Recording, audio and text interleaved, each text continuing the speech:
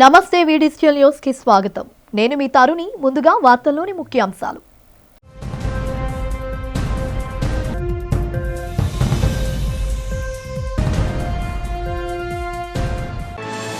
పెనుగొండ వాసవి కన్యకా పరమేశ్వరి అమ్మవారికి పట్టు వస్త్రాలు సమర్పించిన ముఖ్యమంత్రి చంద్రబాబు అమ్మవారి ఆత్మార్పణ దినోత్సవాన్ని అధికారికంగా నిర్వహించుకోవడం అదృష్టంగా భావిస్తున్నట్లు వెల్లడి.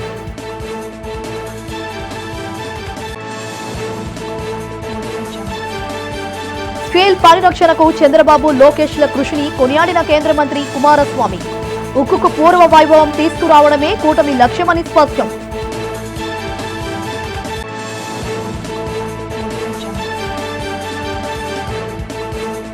రోడ్డు ప్రమాదాల నివారణపై పోలీస్ శాఖ, రవాణా శాఖల సంయుక్త ఆధ్వర్యంలో నిర్వహించిన అవగాహన ర్యాలీ. 2030 నాటికి ప్రమాదాల రహిత నగరంగా తీర్చిదిద్దాలన్నదే తమ లక్ష్యమన్న ఆర్టీఓ బుచ్చిరాజు. సింహాచలంలో కన్నుల పండుగగా జరిగిన సింహాద్రినాథుని నిత్య కళ్యాణం. స్వామిని దర్శించి తరించిన భక్తజనం.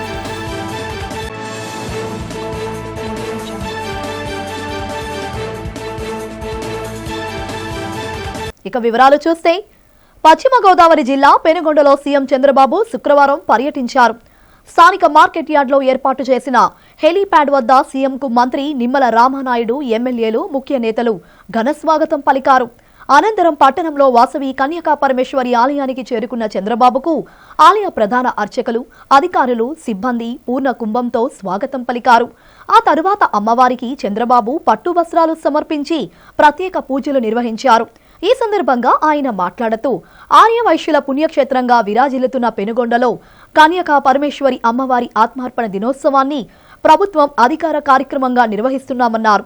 ఆర్యవైశ్యుల చిరకాల కోరికను తమ ప్రభుత్వం నెరవేర్చడం ఎంతో అదృష్టంగా భావిస్తున్నామన్నారు. ఇక్కడే మీరు చూస్తే 2600 సంవత్సరాల కంటే ముందు పెనుగొండ పాలకులు ఆర్యవైశ్యులైన కుసుమ శ్రేష్ఠి కుసుమాంబ దంపతులకి పుట్టిన కుమార్తె వాసవి కన్యకా పరమేశ్వరి. ఆమెను చూస్తే, ఆ తల్లిని చూస్తే భగవంతుడు ఆశీస్సులతో పుట్టినటువంటి తల్లి, కలియుగ దేవత కన్యకా పరమేశ్వరి అని చెప్పి కూడా మీకు తెలియజేస్తున్నా. దేవుణ్ణి చూసినప్పుడు ఒక వరం ఇచ్చాడు. ఆ వరం ప్రకారమే ఆమె ఇక్కడ పుట్టింది. పుట్టడమే కాదు, గుణవంతురాలు, తెలివైనది, సమాజం పట్ల అత్యంత బాధ్యత కలిగినటువంటి వ్యక్తిగా పుట్టుకతోనే లక్షణాలతో పుట్టి ఆవిడ పెరిగే పరిస్థితికి వచ్చింది. ఎందరో ప్రాణత్యాగం చేసి సాధించుకున్న విశాఖ ఉక్కు పరిశ్రమను ఎట్టి పరిస్థితుల్లోనూ ప్రైవేటీకరణ చేయబోమని, పూర్వ వైభవం తీసుకువచ్చి పూర్తి స్థాయి ఉత్పత్తిని సాధించే దిశగా అన్ని చర్యలు తీసుకుంటామని కేంద్ర ఉక్కు శాఖ మంత్రి హెచ్ఏ కుమారస్వామి అన్నారు. కేంద్ర ప్రభుత్వం తాజాగా విశాఖ స్టీల్ ప్లాంట్కు 11,400 కోట్ల ఆర్థిక ప్యాకేజ్ ప్రకటించిన తరువాత తొలిసారిగా కేంద్ర ఉక్కు సహాయ శాఖ మంత్రి శ్రీనివాస్ వర్మ, రాష్ట్ర ఆరోగ్య శాఖ మంత్రి సత్యకుమార్ యాదవ్, ఎంపీలు సీఎం రమేష్, కలిశెట్టి అప్పలనాయుడు, శ్రీ భరత్లతో కలిసి విశాఖ ఉక్కు పరిశ్రమను సందర్శించారు. ఈ సందర్భంగానే ప్లాంటు ప్రస్తుతం జరుగుతున్న అభివృద్ధి పనులు, ఉత్పత్తి వివరాలను అధికారుల నుంచి అడిగి తెలుసుకున్నారు. అనంతరం ఆయన మీడియాతో మాట్లాడారు. తాను కేంద్ర మంత్రి అయ్యాక స్టీల్ ప్లాంట్ అభివృద్ధి, ఉత్పత్తికి సంబంధించిన అంశాలపై ఎన్నో సమీక్షలు చేశానన్నారు. విశాఖ స్టీల్ ప్లాంట్ పరిరక్షించే విషయంలో సీఎం చంద్రబాబు, మంత్రి లోకేష్లు తీసుకున్న చొరవను అభినందిస్తూ కేంద్ర మంత్రి కుమారస్వామి ప్రశంసల వర్షం కురిపించారు. Andhra dynamic CM Chandrababu, young leader Lokesh అని అభివర్ణించారు. ఎన్నోసార్లు స్టీల్ ప్లాంట్ విషయంపై తనతో వారు చర్చించారని చెప్పారు. ప్లాంటును ఎలా పరిరక్షించాలనే అంశంపై ఎన్నోసార్లు తనతో మాట్లాడారని గుర్తు చేశారు. చివరకు ప్రధానమంత్రి నరేంద్ర మోడీ వీరి విజ్ఞప్తి మేరకు ప్యాకేజీకి అంగీకరించారని కేంద్ర మంత్రి కుమారస్వామి తెలిపారు.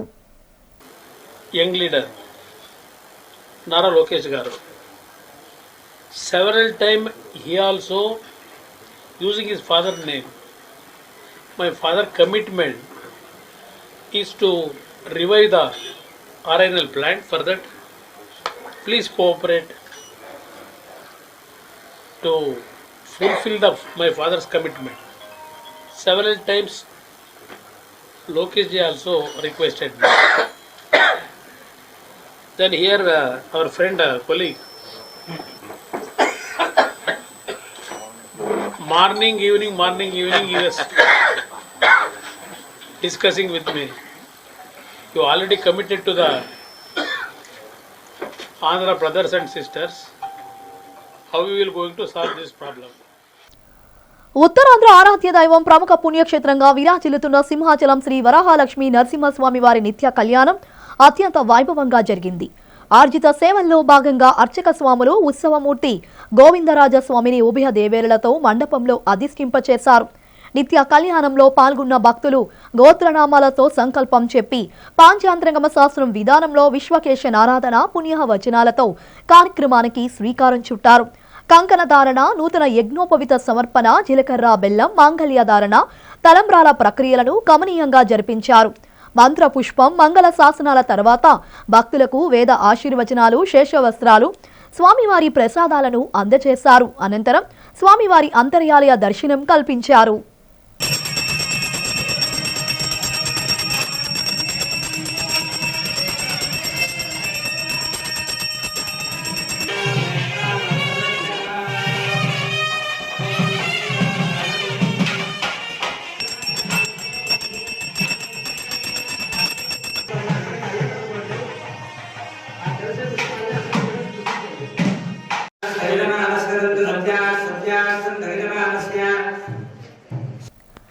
రెండు 2030 నాటికి దేశాన్ని రోడ్డు ప్రమాదాల రహితంగా తీర్చిదిద్దాలని ప్రభుత్వాల లక్ష్యమని ఆర్టీఓ బుచ్చిరాజు తెలిపారు. ప్రజల్లో ట్రాఫిక్ నియమ నిబంధనలు, హెల్మెట్, సీట్ బెల్ట్ ధరించడం తదితర అంశాలపై విశాఖ నగర పోలీసులతో కలిసి రవాణా శాఖ అధికారులు అవగాహన ర్యాలీని నిర్వహించారు. ఆసిలమెట్ట జంక్షన్లోని వేమన మందిరం నుండి దొండపర్తిలోని రైల్వే ఆసుపత్రి వరకు అవగాహన ర్యాలీని నిర్వహించారు. ఈ సందర్భంగా ఆర్డీఓ మాట్లాడుతూ ప్రతి ఒక్కరూ ట్రాఫిక్ నియమ నిబంధనలను పాటిస్తే సురక్షితంగా గమనస్థానాలకు చేరుకోవచ్చన్నారు. రోజు రోజుకు ట్రాఫిక్ అధికం కావడం, నిబంధనలు ఉల్లంఘించడం కారణంగా రోడ్డు ప్రమాదాలు జరుగుతున్నాయని తెలిపారు. ప్రజలందరూ ట్రాఫిక్ నియమ నిబంధనలపై అవగాహన పెంపొందించుకుని పాటించాలని కోరారు. ద్విచక్ర వాహనదారులు హెల్మెట్లు ధరించాలని, కారులో ప్రయాణించేవారు సీటు బెల్ట్ పెట్టుకోవాలని సూచించారు. భారతదేశం మొత్తం రోడ్డు భద్రతా మాసోత్సవాలు జరుపుతున్నారు. జనవరి 16 నుంచి ఫిబ్రవరి 15 వరకు ఆంధ్రప్రదేశ్ గవర్నమెంట్ వారు రోడ్డు భద్రతా వారోత్సవాలు జరపమని ఆజ్ఞాపించారు. వాళ్ళ ఆదేశాలను అనుసరించి ఈ భద్రతా వారోత్సవాలు జరుపుతున్నాము. ఇది భారతదేశంలో ఎక్కువగా రోడ్డు ప్రమాదాల్లో సుమారుగా 170,000 మంది చనిపోతున్నారు. 5 లక్షల యాక్సిడెంట్స్ జరుగుతున్నాయి. యాక్చువల్గా 2030 సంవత్సరం అయ్యేసరికి యాక్సిడెంట్లో 0% ఉండాలనే కృతనిశ్చయంతో ఆ టైం లైన్స్లో వర్క్ చేయడం జరుగుతుంది. కానీ రోజు రోజుకి ట్రాఫిక్ పెరిగి యాక్సిడెంట్స్ ఎక్కువ అవుతున్నాయి. వీటిని నివారించడానికి ఆంధ్రప్రదేశ్ గవర్నమెంట్ ఈ మాసోత్సవాలు జరపడం జరుగుతుంది. ఇందులో భాగంగా ఈరోజు వేమన మందిరం దగ్గర స్టార్ట్ చేసి సంగం సరత్ జంక్షన్ వరకు హెల్మెట్, సీట్ బెల్ట్ అవగాహన కల్పించాలని పోలీసు వారు మరియు ట్రాన్స్పోర్ట్ డిపార్ట్మెంటు మరియు ఎన్జిఓస్ కలిసి సంయుక్తంగా ఈ కార్యక్రమం నిర్వహించడం జరుగుతుంది. శ్రీ వాసవి కన్యకా పరమేశ్వరి ఆశీస్సులు ప్రజలందరికీ ఉండాలని వాసవి క్లబ్స్ ఇంటర్నేషనల్ అధ్యక్షుడు ఈ రామకృష్ణ ఆకాంక్షించారు. వాసవి క్లబ్స్ ఇంటర్నేషనల్ ఆధ్వర్యంలో శ్రీ వాసవి కన్యకా పరమేశ్వరి అమ్మవారి ఆత్మార్పణ దినోత్సవం సందర్భంగా పాండురంగ స్వామి ఆలయంలో ప్రత్యేక హోమాలు, పూజలు జరిగాయి. ఈ పూజా కార్యక్రమంలో భక్తులు పాల్గొన్నారు. ఈ సందర్భంగా రామకృష్ణ మాట్లాడుతూ దుష్టులను శిక్షించి ప్రజలను రక్షించేందుకు జగజ్జనని కన్యకా పరమేశ్వరి అవతారం ఎత్తారని చెప్పారు. తన అవతార లక్ష్యాన్ని నెరవేర్చిన తరువాత వాసవీదేవి అగ్ని ప్రవేశం చేసి ఆత్మార్పణ చేశారని తెలిపారు. యువగలం పాదయాత్రలో నారా లోకేష్ ఇచ్చిన హామీ మేరకు శ్రీ వాసవి కన్యకా పరమేశ్వరి అమ్మవారి ఆత్మార్పణ దినోత్సవాన్ని రాష్ట్ర కార్యక్రమంగా ప్రభుత్వం నిర్వహించడం పట్ల హర్షం వ్యక్తం చేశారు. రాష్ట్ర అభివృద్ధికి అమ్మవారి ఆశీస్సులు ఉంటాయని రామకృష్ణ అన్నారు.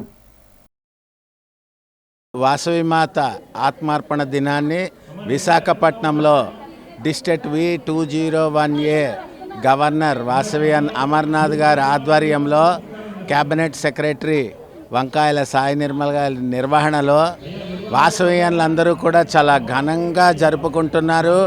మరి వాసవి మాత మనందరికీ తెలియజెప్పిన శాంతి, సహనము, ఐక్యతకి ప్రతిరూపంగానే ఈరోజు ఇక్కడ మహాయాగం, విశ్వశాంతి మహాయాగం చేస్తున్నాము.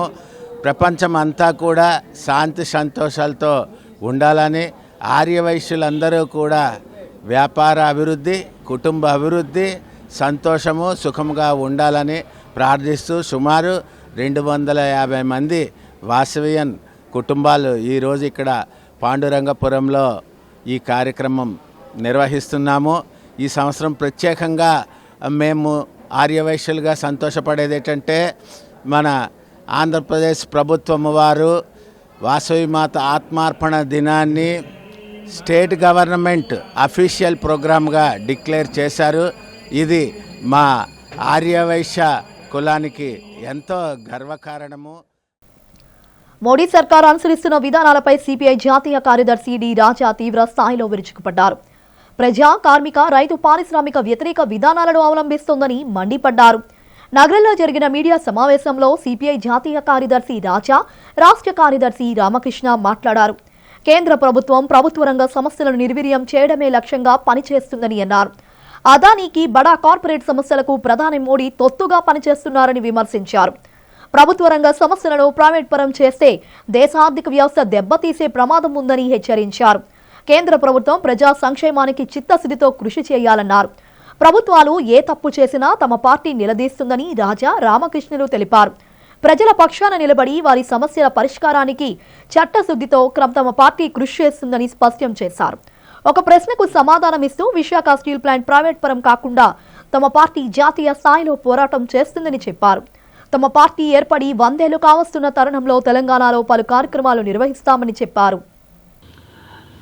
Since we have the meeting in Visakhapatnam, definitely we discussed the problem that Visakhapatnam is facing. You all know Visakhapatnam steel plant. There is a threat, there is a strong apprehension this steel plant can be privatized. Visakha నగరంలోనే కాదు, ఆంధ్ర రాష్ట్రంలోనే ఒక ప్రధానమైన సమస్యగా ఉన్నటువంటి విశాఖ ఉక్కు ప్రైవేటీకరణ అంశం పైన తీర్మానించడం జరిగింది. ఎందుకంటే ఎన్నికల్లో ప్రభుత్వాలు మారుతూ ఉన్నాయి కానీ నరేంద్ర మోడీ విధానాలు మారడం లేదు. ఏది ఏమైనా దీన్ని ప్రైవేటైజేషన్ చేయాలనే దాంతో వారు ముందుకు సాగుతూ ఉన్నారు తప్ప అది ఇంతవరకు కూడా ప్రైవేటీకరణ ఉండదు అని స్పష్టమైన ప్రకటన ప్రైమ్ మినిస్టర్ గారి నుంచి రావడం లే.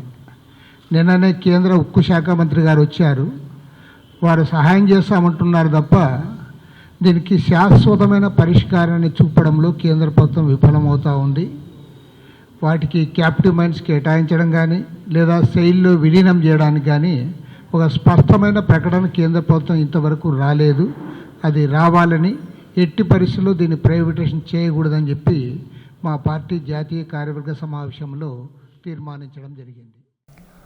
ఆర్పీలకు ఎన్నికల ప్రచారంలో ఇచ్చిన హామీని సీఎం చంద్రబాబు నాయుడు అమలు చేయాలని AP MEPMA RP employees union శాఖ విశాఖ జిల్లా కమిటీ గౌరవ అధ్యక్షురాలు పి మనీ డిమాండ్ చేశారు. ఉద్యోగుల వ్యక్తిగత అకౌంట్లోకి జీతాలు జమ చేయాలన్నారు.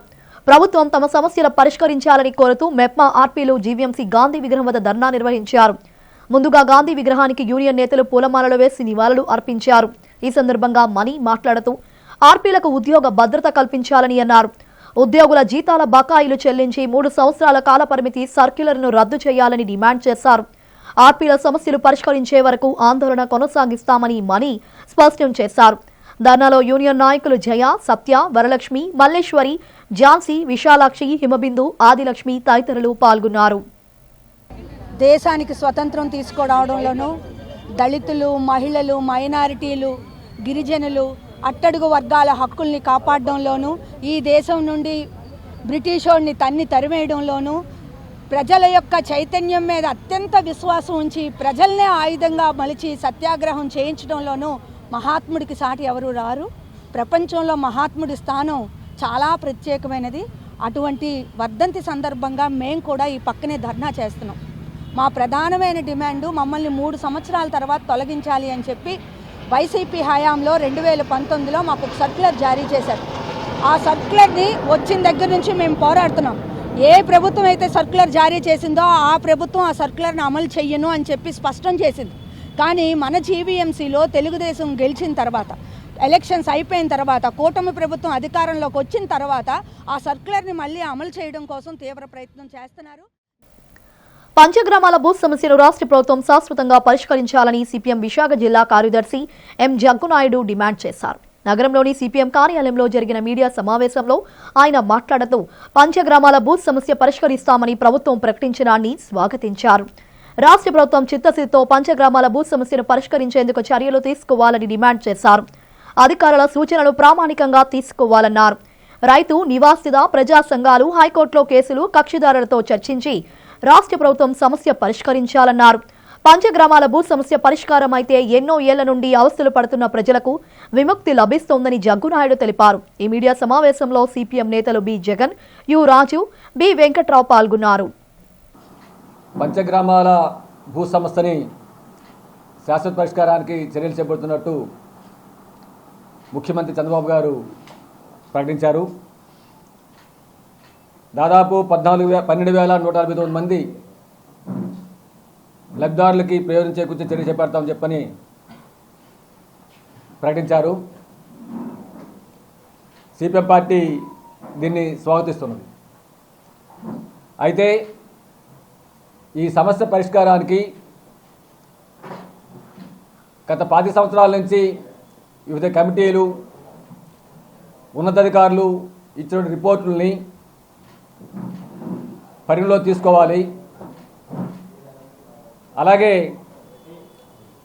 హైకోర్టులో కేసులు వేసినటువంటి కక్షిదారులని చర్చించాలి. రైతు, ప్రజా సంక్షేమ సంఘాలు, స్థానిక కమిటీల అభిప్రాయాలని పరిగణలో తీసుకోవాలి, వాళ్ళతో చర్చించాలి. చర్చించి ఈ సమస్య శాశ్వత పరిష్కారం చేపట్టాలని చెప్పని మేము డిమాండ్ చేస్తున్నాం. అధునాతన ఫీచర్స్ గల న్యూ డెస్టినీని 125 సీసీ స్కూటర్ను మార్కెట్లోకి విడుదల చేసినట్లు Shri Shivashankar automobiles assistant sales manager Ramesh తెలిపారు. షోరూంలో జరిగిన మీడియా సమావేశంలో ఆయన మాట్లాడుతూ న్యూ డెస్టినీ స్కూటర్ 3 వేరియంట్స్లో షోరూంలో లభిస్తాయని చెప్పారు. ప్రస్తుతం మార్కెట్లో లభించే స్కూటర్లన్నిటికంటే ఎన్నో అధునాతన ఫీచర్స్ డెస్టినీని స్కూటర్లో ఉన్నాయని చెప్పారు. సేఫ్టీకి అధిక ప్రాధాన్యతనిస్తూ స్కూటర్ డ్రైవ్ చేసేవారికి అధునాతన సౌకర్యాలు కల్పించడం జరిగిందన్నారు. డెస్టినీ స్కూటర్లకు బుకింగ్స్ చాలా బాగున్నాయి అని, ప్రజల నుండి మంచి స్పందన వస్తుందని రమేష్ తెలిపారు.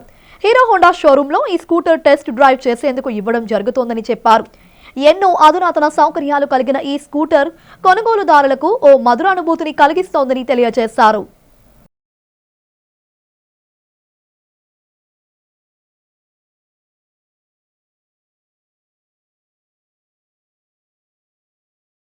మనకి న్యూ డెస్టినీ 125 సీసీ వెహికల్ అనేది లాంచ్ చేయడం జరిగింది. ఆల్రెడీ వెహికల్స్ అనేది బుకింగ్స్ కూడా అవుతున్నాయి. చాలా కస్టమర్స్ చాలా బుకింగ్స్ వస్తున్నాయి.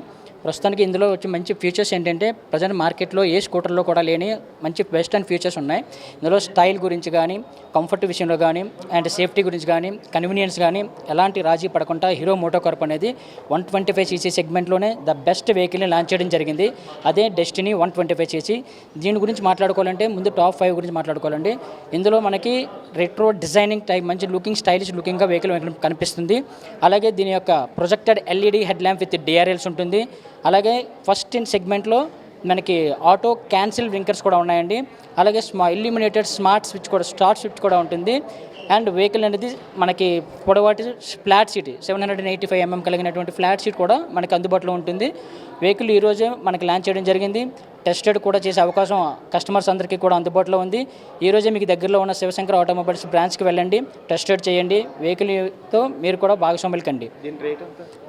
ఇందులో మనకి 3 వేరియంట్స్ వస్తాయి.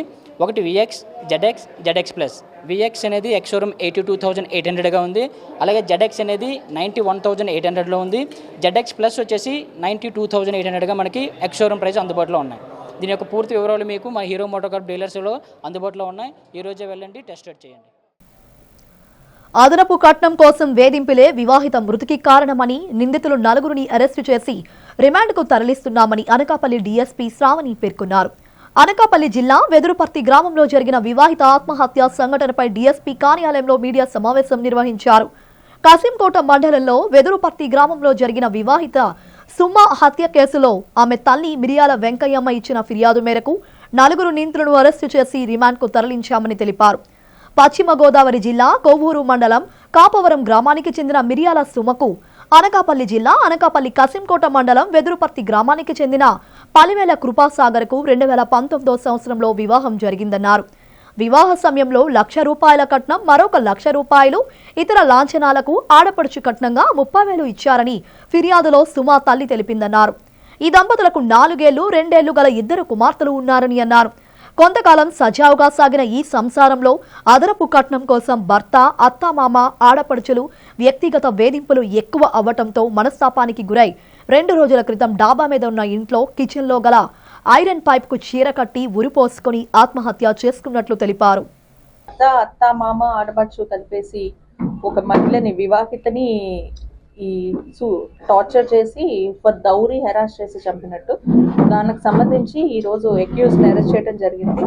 ఇది వచ్చేసి ఈ సంఘటన వచ్చి కసింకోట పోలీస్ స్టేషన్లో crime number 20/25 under section 85, 80 red with 35 BNS and section 3 and 4 of DP act కింద మేము రిజిస్టర్ చేయడం జరిగింది. ఎవరైతే డిసీజ్డ్ ఉన్నారో ఆమె పశ్చిమ గోదావరి జిల్లా కొవ్వూరు మండలం కాపవరం గ్రామానికి చెందిన మిరియాల సుమ. ఈమెకు వచ్చేసి కసింకోట మండలం వెదురుపర్తి గ్రామానికి చెందిన పలివేళ్ల కృపాసాగర్ ఆయనతో 2019వ సంవత్సరంలో వివాహం జరిగింది. దోమకాటు వలన బోధకాలు సంక్రమిస్తుందని డాక్టర్ పట్నాయక్ తెలిపారు. జిల్లా వైద్య ఆరోగ్య శాఖ ఆధ్వర్యంలో ప్రజల్లో బోధకాలు వ్యాధిపై అవగాహన కల్పిస్తూ నగరంలో ర్యాలీ నిర్వహించారు. ముందుగా జీవీఎంసీ గాంధీ విగ్రహం వద్ద బోధకాలుపై అవగాహన కల్పిస్తూ నినాదాలు చేస్తూ ప్లకార్డులు ప్రదర్శించారు. ఈ సందర్భంగా పట్నాయక్ మాట్లాడుతూ దోమకాటు వలనే బోధకాలు వస్తుందని చెప్పారు. సకాలంలో వ్యాధి లక్షణాలు గుర్తించి చికిత్స పొందితే మంచి ఫలితం ఉంటుందన్నారు. బోధకాలు వ్యాధి తీవ్రత పెరిగితే ఎన్నో సమస్యలు ఎదురవుతాయని హెచ్చరించారు. పరిసరాలను పరిశుభ్రంగా ఉంచుకోవాలని సూచించారు. ప్రజలు దోమకాటుకు గురికాకుండా ఉండేందుకు దోమతెరలను వినియోగించాలని కోరారు. ప్రతి ఒక్కరూ బోధకాలు వ్యాధి రావడానికి గల కారణాలపై అవగాహన పెంపొందించుకోవాలని అన్నారు. ఈ కార్యక్రమంలో వైద్య ఆరోగ్య శాఖ సిబ్బందితో పాటు పలు స్వచ్ఛంద సేవా సంస్థలు ప్రతినిధులు పాల్గొన్నారు. ఫైలేరియా అనే వ్యాధిని నెగ్లెక్ట్ చేయడం జరుగుతుంది. అది సైలెంట్గా ఈ వ్యాధి ఎక్కువ అవుతుంది. ఆ కారణం చేత ప్రజలందరికీ అవేర్నెస్ చేయడానికి ఒక ర్యాలీని ఈరోజు జీవీఎంసీ అండ్ ఆరోగ్య శాఖ కలిపి ఒక ర్యాలీ నిర్వహిస్తున్నాం. ఫైలేరియా వ్యాధి అన్నది కీటక జనిత వ్యాధుల్లో ఒక వ్యాధి, కీటకాల ద్వారా వచ్చే ఒక వ్యాధి, దోమ. లిటిల్ ఏంజల్ స్కూల్ యాజమాన్యం తొలగించిన కార్మికులను తక్షణమే విధుల్లోకి తీసుకోవాలని private colleges, school staff and workers union ప్రధాన కార్యదర్శి వై రాజు డిమాండ్ చేశారు. నగరంలోని CITU కార్యాలయంలో జరిగిన మీడియా సమావేశంలో ఆయన మాట్లాడుతూ లిటిల్ ఏంజల్స్ స్కూల్ యాజమాన్యం కార్మికులను అకారణంగా తొలగించడంపై మండిపడ్డారు. 3 బస్ డ్రైవర్లను తాగి వచ్చారని, తప్పుడుగా తొలగించారని ఆగ్రహం వ్యక్తం చేశారు. కార్మికులతో బలవంతంగా సంతకాలు చేయించుకుని విధుల నుండి తొలగించారని ఆరోపించారు. కార్మికులు ఎటువంటి ఆల్కహాల్ సేవించలేదని, యాజమాన్యం కావాలని తొలగించిందని విమర్శించారు. కార్మికులకు ఎటువంటి బెనిఫిట్స్ ఇవ్వకుండా అకారణంగా తొలగించిందని తెలిపారు. లిటిల్ ఏంజల్ స్కూల్ యాజమాన్యం తొలగించిన కార్మికులను విధుల్లోకి తీసుకోకపోతే ఆందోళన తీవ్రతరం చేస్తామని రాజు హెచ్చరించారు. మీడియా సమావేశంలో ఎం నాగరాజు, సంగమేశ్వరరావు, జగదీష్, శివకుమార్, పల్లా రామారావు, త్రినాథ్, బోరా గోవింద్ తదితరులు పాల్గొన్నారు. 3 డ్రైవర్స్ని లిటిల్ ఏంజల్స్ యాజమాన్యం వాళ్ళకి సీనియారిటీ పెరుగుతుందని, జీతాలు ఎక్కువ ఇవ్వాల్సి వస్తుందనేసి ఉద్యోగులను తీసేయాలని తప్పుడు అభియోగం మోపి, తాగి వచ్చాడనేసి తప్పుడు అభియోగం మోపడం జరిగింది. ఆల్కహాల్ ఎనలైజర్ ఏదైతే ఉందో అది వాళ్ళకి అనుకూలంగా మలుచుకొని వాళ్ళు తాగొచ్చారని తప్పుడు అన్యాయంగా వాళ్ళు నిరూపించడం జరిగింది. అప్పటికి 3 డ్రైవర్లు మాకు మెడికల్ టెస్ట్ చేయండి, ప్రభుత్వ హాస్పిటల్లో మేము తాగొచ్చామో లేదా అది నిర్ధారణ చేయాలి, మీరు చేస్తే మేము ఎలాగ నమ్ముతాం, మేము తాగేసి రాలేదని ఎంత చెప్పినా సరే యాజమాన్యం వినకుండా పోర్టు గోల్డెన్ జూబ్లీ ఆసుపత్రిని విశాఖ పోర్టు ట్రస్ట్ యాజమాన్యమే నిర్వహించాలని కార్మిక నేత కనకారావు డిమాండ్ చేశారు. ఆసుపత్రి ప్రైవేటీకరణ నిర్ణయాన్ని వ్యతిరేకిస్తూ సిఐటియు ఆధ్వర్యంలో ఆసుపత్రి ప్రాంగణంలో రిలే నిరాహార దీక్షలు కొనసాగుతున్నాయి. శుక్రవారంతో 122వ రోజుకు దీక్షలు చేరుకున్నాయి. ఈ దీక్షా శిబిరాన్ని ఉద్దేశించి కనకారావు మాట్లాడుతూ పోర్టు ఆసుపత్రిని ప్రైవేటీకరణ చేయాలని, ఉపసంహరించుకోవాలని డిమాండ్ చేశారు. విశాఖ పోర్టు అభివృద్ధికి లాభాల బాటలో నడిపించేందుకు ఉద్యోగులు చేస్తున్న కృషిని మరవరాదన్నారు. ప్రతి ఏటా లాభాల బాటలో నడిపిస్తున్న ఉద్యోగులకు మెరుగైన వైద్య సేవలు అందించాల్సిన బాధ్యత యాజమాన్యంపై ఉందన్నారు. పోర్టు యాజమాన్యం వద్ద ఉన్న నిధులతోనే ఆసుపత్రిని అభివృద్ధి చేసి ఉద్యోగులకు వైద్య సేవలు అందించాలన్నారు. ఆసుపత్రిని ప్రైవేటీకరణ చేస్తే తీవ్ర పరిణామాలు తప్పవని కనకారావు పోర్టు యాజమాన్యాన్ని హెచ్చరించారు.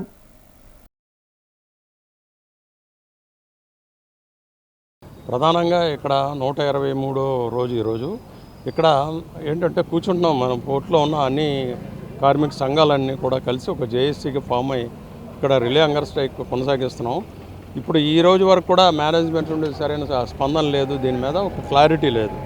కాబట్టి ఇప్పుడిప్పుడే న్యూస్ మాకు తెలిసింది, మా శానిటరీ డిపార్ట్మెంట్లో పనిచేస్తుంటే మా మెంబర్స్ అందరూ వచ్చి ఫస్ట్ నుండి శానిటరీ డిపార్ట్మెంట్ని మెడికల్ డిపార్ట్మెంట్ నుండి తీసి సివిల్ ఇంజనీరింగ్ డిపార్ట్మెంట్ కల్పిస్తామని, దేనంటే ఉద్యమాన్ని వీకెండ్ చేయడంలో భాగంగా ఇదొక చర్య అని చెప్పేసి మేము అనుకుంటున్నాం.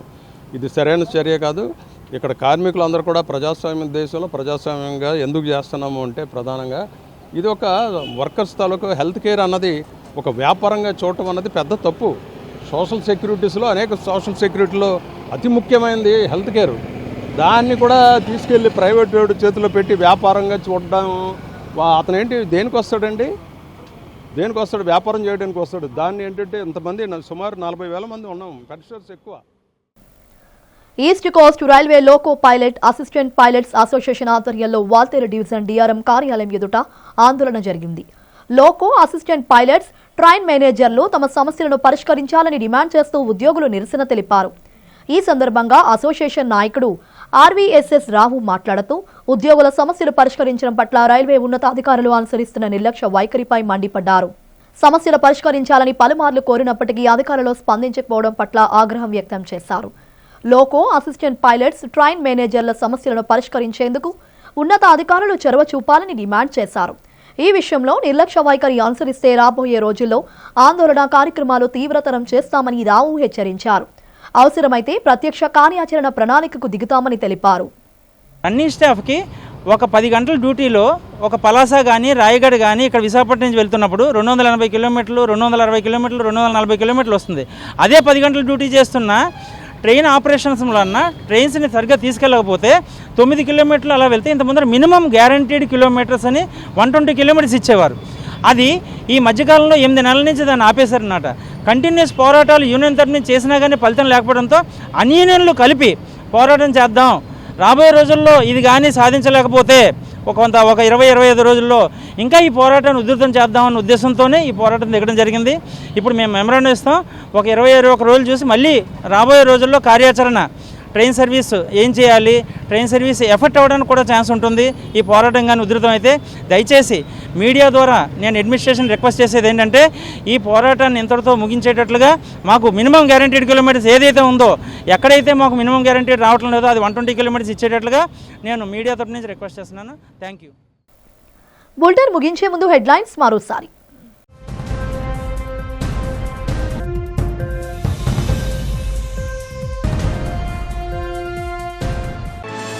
పెనుగొండ వాసవి కన్యకా పరమేశ్వరి అమ్మవారికి పట్టు వస్త్రాలు సమర్పించిన ముఖ్యమంత్రి చంద్రబాబు. అమ్మవారి ఆత్మార్పణ దినోత్సవాన్ని అధికారికంగా నిర్వహించుకోవడం అదృష్టంగా భావిస్తున్నట్లు వెల్లడి.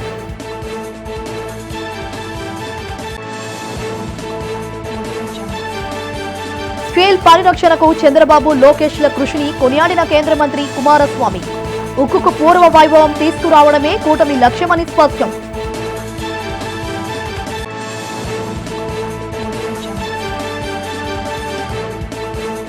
రోడ్డు ప్రమాదాల నివారణపై పోలీస్ శాఖ, రవాణా శాఖల సంయుక్త ఆధ్వర్యంలో నిర్వహించిన అవగాహన ర్యాలీ. 2030 నాటికి ప్రమాదాల రహిత నగరంగా తీర్చిదిద్దాలన్నదే తమ లక్ష్యమన్న ఆర్టీఓ ముచ్చిరాజు. సింహాచలంలో కన్నుల పండుగగా జరిగిన సింహాద్రినాథుని నిత్య కళ్యాణం. స్వామిని దర్శించి తరించిన భక్తజనం.